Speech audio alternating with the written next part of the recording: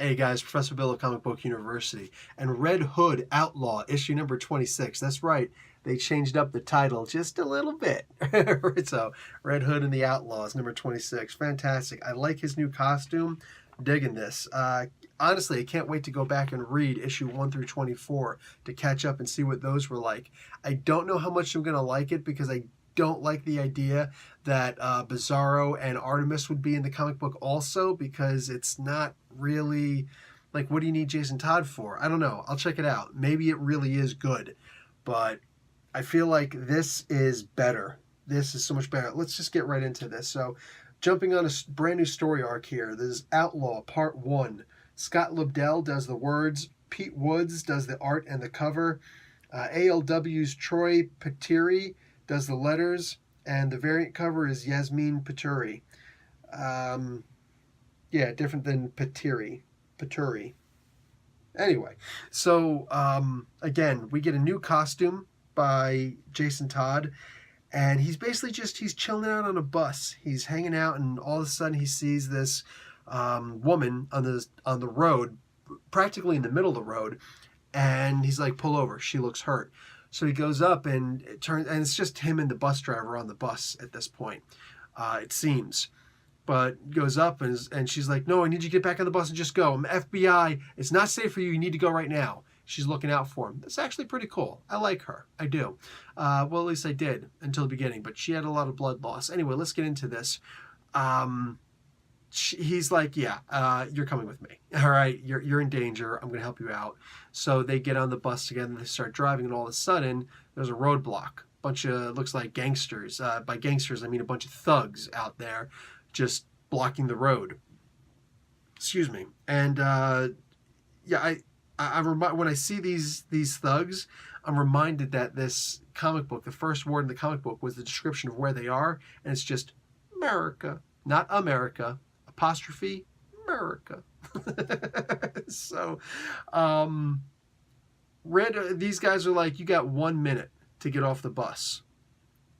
The words that are cast upon this lead thug by Jason Todd are magical. I read this and I was like, oh my God, please let him beat them all up. And he does. And he fulfills a promise that he made in the very beginning of the conversation. And dude, if I myself, I hit my leg really hard when I saw this, when I read this and watched what was about to happen. And I hit myself rather hard. It hurt a little bit, yet it didn't change the and smile mixed combination on my face when I hit my leg. So I'm just saying, like, it's not the easiest thing in the world for a comic book to do that. Yo, this was awesome. So Red Hood is basically out to kick a little butt and take a few names. And this is related to what he was actually out here for in the first place, his conversation that he had with Roy Harper earlier. So very convenient, but fitting, still fitting. The FBI pulls some stupid stuff towards the middle of the book when she realizes who Jason Todd actually is. Todd handles it with authority. he handles it in a very, very good way. Now, I don't want him putting up with FBI or cops or whatever, just doing their job.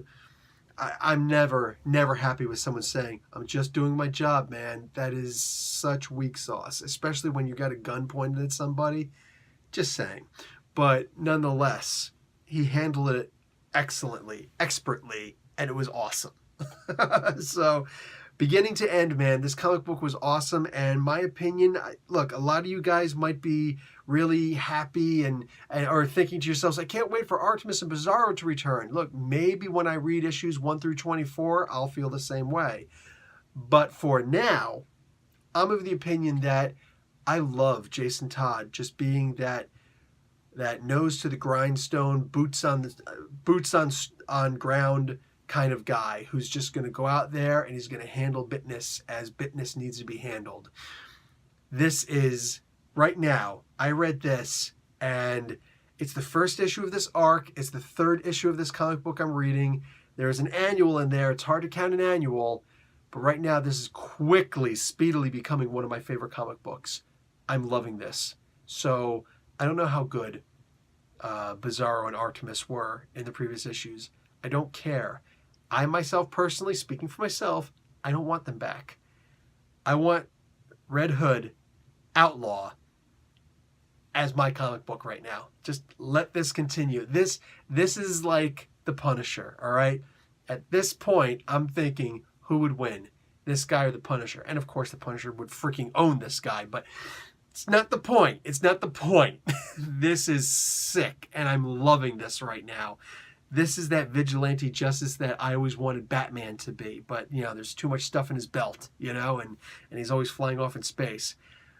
I don't want Red Hood going in space. I don't want him with other supers. I want him by himself with this freaking crowbar handling business. This is beautiful. This is a beautiful comic book, man. Just more of this, please. Mr. Lobdell, come on. Just another round over here, all right? Professor Bill, Comic Book University. Class dismissed.